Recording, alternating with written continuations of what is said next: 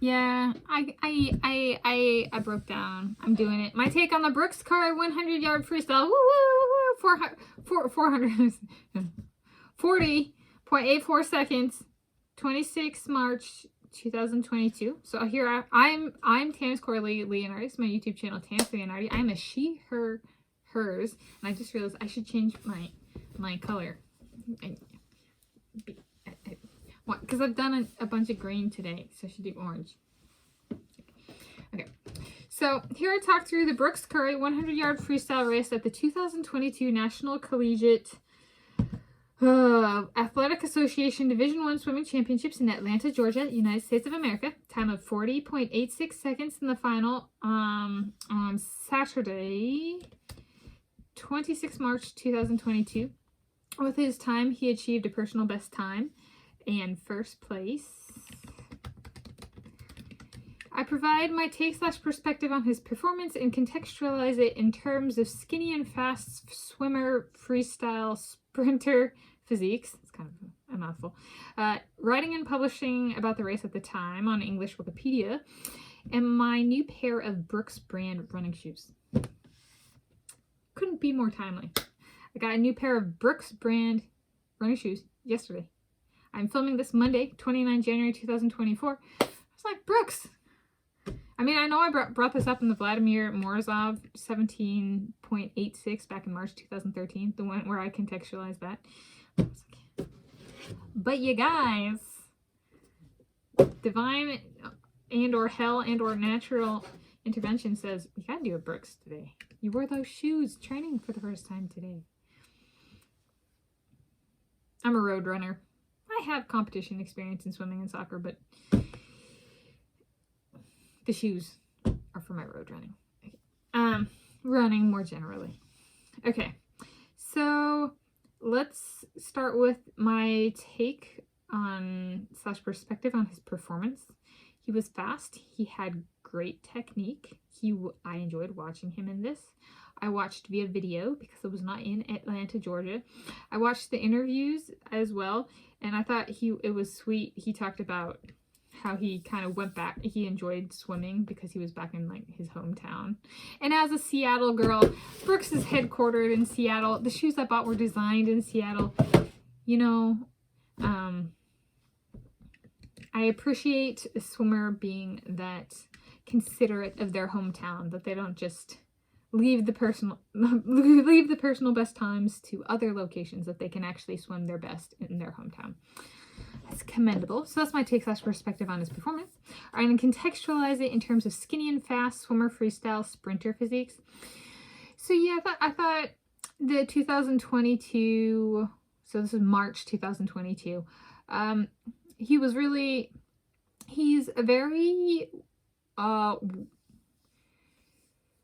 I don't know, like well proportioned skinny. And so like in watching him swim, it's been an interesting thing of like some people when they're really skinny, like I've competed in swimming and they're like and I worked as a lifeguard and swim instructor and stuff. And they're the swimmers that are like really, really skinny and they just can move themselves really fast because there's not necessarily a whole lot of muscle mass or meat or fat there, right? There's not a lot of them, so they can move really fast because there's not a lot of them to move, you know, that kind of thing. And he's like the lean, well-proportioned, well-distributed kind of skinny, where it's like, but what you gonna do with that? You know, like you know, it piques my interest because I'm just like, as a lifeguard, you know, I spend 5 hours sitting in one place watching all of these lap swimmers, and we're watching swim team practice or different stuff like that, and it's kind of like there tends to be physiques that do well in certain things, but you know, there can always be that body type that defies everything.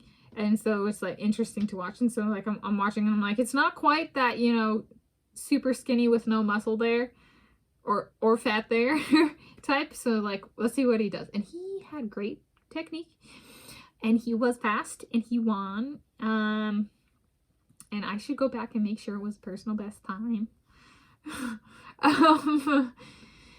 And yes, it was. Okay. I do actually save my edits that I publish on Wikipedia. The copyright belongs to me. I wrote it and I put it there. Even though people might use it as the base for their own YouTube content. They still got it from me. Good to know what my intellectual property, you know, can be on some things. And so, yeah, it was a joy to watch, and joy to see. I see somebody with a skinny and fast physique, and especially later in the year, somebody kind of copycatted him on the international scene, and you know, they go, skinny, he's all skinny in the headlines. I'm like, well, dang you guys, you ain't ever seen real skinny swim. And way to just copycat Brooks Curry.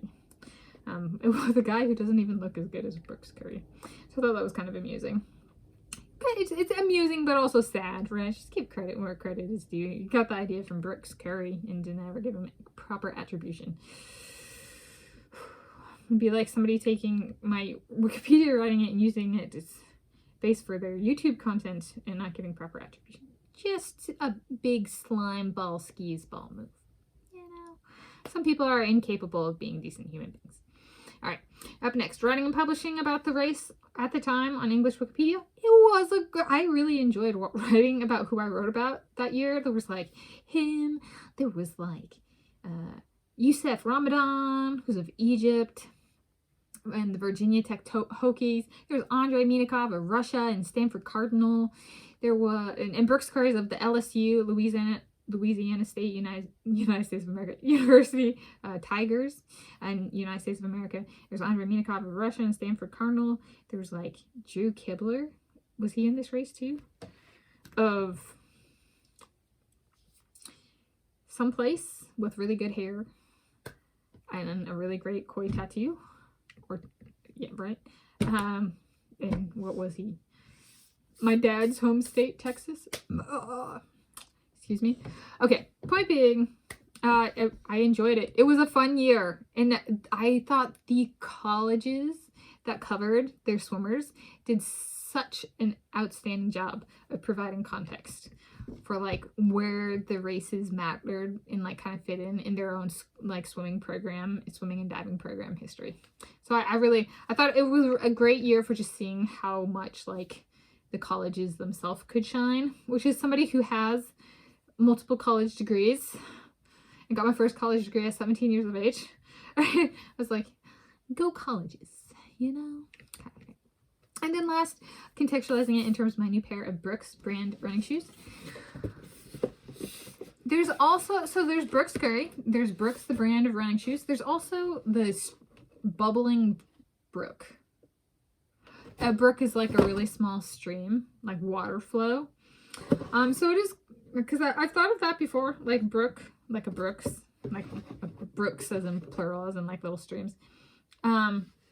And so it's kind of funny because like I didn't think of that just till now, right? That triangle there, my running shoes brand, Brooks Curry, who's a swimmer who could probably not actually swim in brooks because they're like by definition shallow and small, you know, that kind of thing. But like, hey, it's a reminder of a natural waterway, but also a runner. So maybe I'll have to do thinking of Brooks Curry on one of my walk runs, or one of my runs, or one of my walks, or something.